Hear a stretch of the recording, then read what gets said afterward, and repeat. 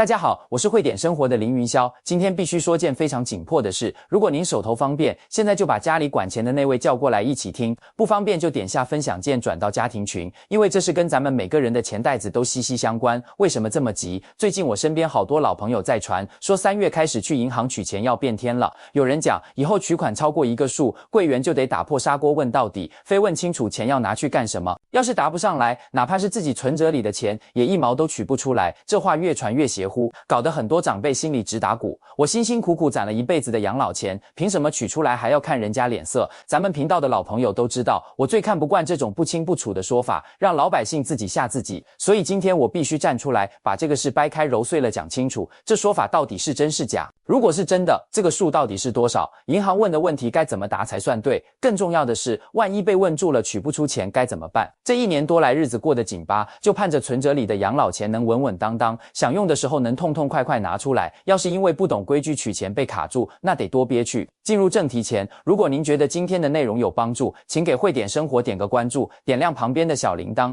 咱们这儿不讲虚的，只讲能落到碗里的真东西。如果您觉得这个角度新鲜，就在留言区随便打个1让我看到。好，咱们言归正传。首先要给您吃一颗定心丸，那个说3月起取钱变难的说法，它不是一个彻头彻尾的假消息，但它把话给说拧巴了，说得咱们心里发毛。实际上，根据国家最新的政策，从2026年1月1号开始，咱们个人去银行存取钱，不但没有变难，反而是变得更方便、更顺畅了。您没听错，是更方便了。这到底是怎么回事呢？咱们得把时间往回倒一倒。以前，也就是2022年那会儿开始，国家为了打击洗钱、电信诈骗这些违法犯罪活动，出台过一个规定。那个规定要求，只要你个人在银行办理5万元以上的现金存取业务，银行就必须了解并登记你的资金来源或者资金用途。也就是说，以前你去取个6万块钱，柜员问你取这么多钱干嘛呀？那是人家的工作流程，是有政策依据的。那时候这么做确实起到了很大的作用，像很多骗子想把骗来的钱取走，就因为说不清楚钱的来路，被银行给拦下来了，帮不少老人守住了养老钱。但是这个规定在执行的过程中，慢慢的就出现了一些问题。咱们知道，不管多好的政策，一旦执行起来一刀切，就可能会误伤到咱们这些老实本分的普通老百姓。比如咱们频道里有位老大哥，去年儿子结婚凑彩礼，去银行取8万块钱，柜员按规矩问了一句：取钱干什么用？老大哥一辈子老实巴交，被这么一问，心里直犯嘀咕，感觉像被审问，特别不舒服。还有咱们的退休阿姨，每个月去取养老金，有时候养老金加上平时攒的钱，一不小心过了5万，也得被问几句。虽然钱都是干干净净的，但谁愿意每次取个钱都得跟银行交代一遍？这不光麻烦，有时候还觉得挺尴尬，感觉自己那点隐私全没了。更有甚者，有些银行的执行比较死板，不仅问用途，还可能要求你提供证明。你说取钱去看病，他让你拿医院的缴费通知。咱们普通老百姓有时候就是临时用个钱，哪能随时备着这些材料？这就导致了一个很奇怪的现象，明明是咱们自己的钱存在银行里，想取出来用反而比借钱还难。网上甚至还闹出过新闻，有个律师去取不到5万块钱，也被柜员反复盘问，最后闹得挺不愉快的。这些问题国家相关部门都看在眼里，所以到了去年的11月份，中国人民银行、国家金融监督管理总局、中国证监会这3个部门联合发了一个新的管理办法，并且明确规定，从2026年1月1号开始正式施行。这个新办法最重要的一个变化，就是把那个个人存取现金超过5万元需要登记资金来源或用途的规定给正式取消了。您看看，从2026年1月1号起，这条规矩就已经没有了。所以咱们现在已经是3月份了，执行的正是这个新规矩。您现在去银行取钱，原则上是不用再被强制问这笔钱要拿去干什么了。听到这儿，可能有朋友要问了，既然新规都取消了，那我是不是明天就可以扛个大袋子去银行取个几十万现金回家放着？柜员要是真不问，我还觉得不得劲呢。您这个问题问到点子上了，这就是我今天要讲的第2个重点，也是最容易让咱们产生误解的地方。规矩是改了，但不是说银行就完全放手不管了，而是管的方式变了，变得更聪明、更精准了。咱们得把这个变给理解透。以前那种管法叫一刀切，不管你是好人是坏人，只要钱过了5万这条线，我就得盘问你。这就像以前坐火车，不管你是去走亲戚的还是去搞破坏的，只要进站，每个人都得把包翻个底朝天，费时费力。现在的管法叫风险为本，什么意思呢？就是火车站装了智能安检机，普通的旅客背着个双肩包，安检员看一眼屏幕，确认没危险品，嗖的一下就过去了，畅通无阻。但如果屏幕里显示你的行李里有形状可疑的东西，或者你这个人眼神躲闪，形迹可疑，安检员才会把你拦下来，仔仔细细的问你包里装的是什么，甚至让你打开检查。银行现在也是这个道理，所以那个取款超过一定数额没答对用途就领不出钱的说法，它并不是完全空穴来风，但它只说对了一半。对于绝大多数普普通通、清清白白的中老年朋友，您去取钱，大概率就是嗖的一下就过去了的那种情况。但对于极少数有异常行为的人，银行确实会启动强化调查，这时候才会问到资金的用途。而且如果您真的答不上来，或者回答的内容跟您的实际情况严重不符，那对不起，这笔钱还真有可能取不出来。那么关键问题就来了，这个强化调查的触发条件到底是什么？什么样的人，什么样的行为才会让银行觉得需要多问几句？咱们得把这事弄明白，做到心中有数，才能踏踏实实的去银行。我帮大家梳理了3种最常见，也最容易被咱们误解的情况，您可得竖起耳朵听好了。第一种情况，也是最核心的一点，就是看您的这笔交易跟您平时的人设搭不搭。银行的电脑系统现在可厉害了，它会给每个客户画一张像，比如张先生65岁，退休工人，每月10号左右有5000元养老金到账。平时就取2、3千做生活费，偶尔买个家电取个万把块，这是个非常清晰的低风险客户画像。这种情况下，您哪天突然要取6万块，说儿子买车差钱补贴点，您放心，银行柜员大概率就是笑着核对下身份，问您要不要预约大额取款，然后把钱给您，绝对不会追着问买车合同在哪儿，因为在系统里，这笔钱虽然数额大，但理由跟您的身份是匹配的，是合理的。但反过来，如果一个20岁出头的小伙子，平时账户里只有几十、几百块的流水，突然跑到柜台要取10万现金，您说银行柜员会不会多问一句？肯定会问，问他钱是哪来的，取出去干什么？如果小伙子支支吾吾，一会儿说家里给的，一会儿说朋友借的，那银行肯定得提高警惕，因为这极有可能是帮骗子取钱的车手。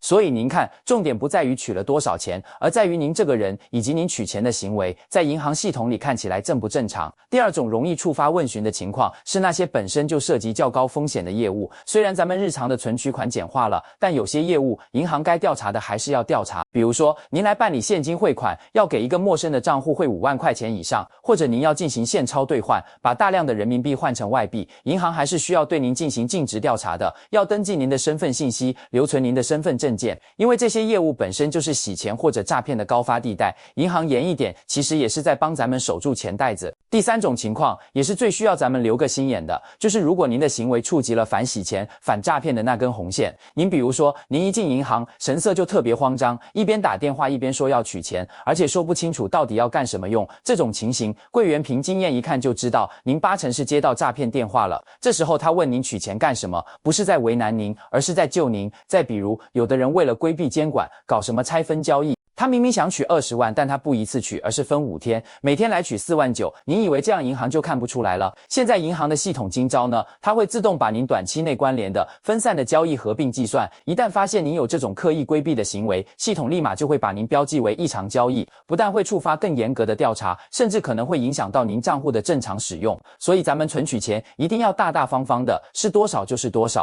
千万别自作聪明去搞那些小动作，最后反而给自己惹来大麻烦。好了，讲完了这些可能被重点关注的情况，我想咱们频道里99%的朋友都应该把心放回肚子里了。咱们都是规规矩矩过日子的人，钱来得清楚，用得明白，银行不会无缘无故为难咱们的。但是我知道大家最关心的还是实际操作层面的问题。毕竟去一趟银行不容易，尤其是腿脚不太方便的长辈，最怕的就是白跑一趟，或者到了柜台跟前，因为手续不全办不成事。所以接下来这部分实操指南，您一定要记好了，最好拿个小本本记下来。首先，咱们要认清一个事儿，取消了用途登记，不等于取消了所有规矩，特别是大额取款要预约，这个老规矩不仅没取消，反而咱们得更重视。为什么？因为银行网点每天库存的现金是有限的，它不可能为了你一个人准备几十万上百万的现金放在那儿，那既不安全也不现实。所以如果您计划取的钱比较多，比如5万以上，最好提前1天给银行打个电话，或者在你手机银行上预约一下，告诉银行我明天大概几点钟要来取多少钱，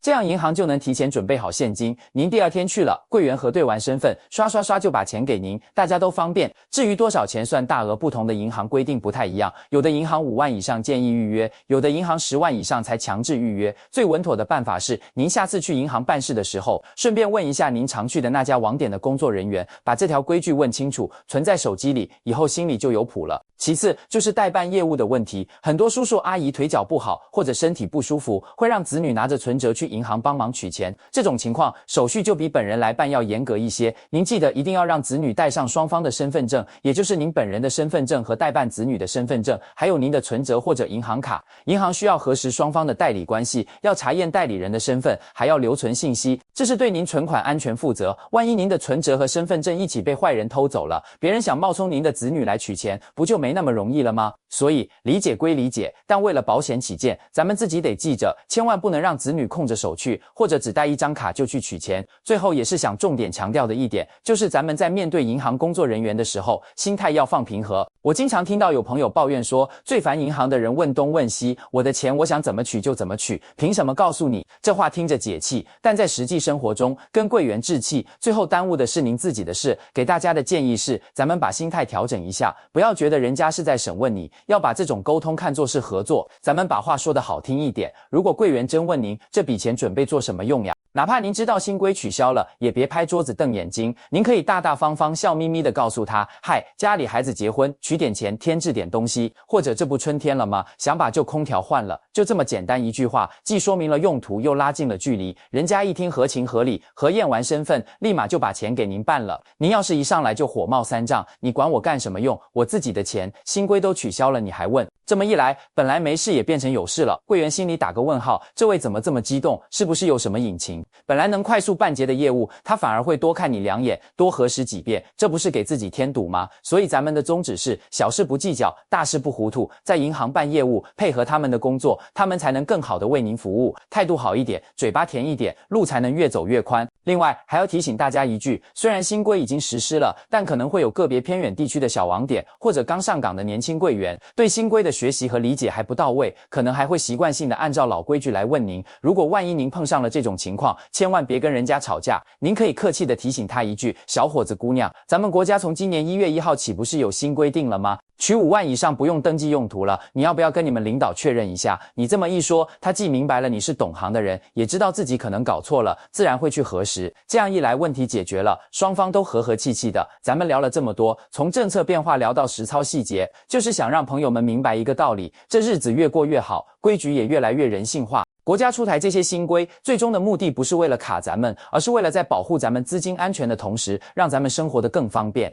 从以前那种宁可错问1000，绝不放过一个的笨办法，变成了现在这种精准识别、风险为本的聪明法子。这是社会的进步，也是咱们金融服务的温度。所以3月份去银行领钱，只要您是正常用钱，心里踏踏实实的，准备好身份证，该预约就预约，该配合就配合，就一点问题都没有。不仅不会变难，反而会比以前更顺畅，更有尊严。最后，凌云霄想跟咱们频道的观众朋友们说几句心里话，咱们辛苦一辈子，攒下的每一分钱都不容易。在这个物价飞涨的年代，咱们最怕的，一是钱不值钱了，二是钱取不出来了。但更怕的是因为不懂规矩，听了那些以讹传讹的假消息，自己吓自己，把简单的事想复杂了，把该享受的好政策当成了麻烦。今天咱们把这层窗户纸捅破了，把这里面的道道讲清楚了，就是希望您以后再听到类似的说法，心里能有一杆秤，知道哪些是真的，哪些是假的。守护咱们的养老钱，不仅要靠国家政策，更要靠咱们自己不断学习，不断更新观念。只有咱们自己懂了，心里亮堂了，那些骗子，那些谣言才钻不了空子。如果您觉得今天凌云霄讲的这些对您有实实在在的帮助，哪怕只是让您心里更踏实了一点，请您不要吝惜手中的点赞，点一下大拇指支持我。更重要的是，请您把这期视频转发给您身边的朋友，转发给您最关心的长辈。您动一动手指，或许就能帮他们避免一次因为不懂规矩白跑银行的麻烦，就能帮他们守住一份本该属于他们的好心情。如果您想继续获得更多这样经过核实、理性使用，能真正改变咱们生活质量的健康知识、生活常识和政策解读，请您一定长按屏幕关注我们汇点生活这个频道，咱们下期节目不见不散。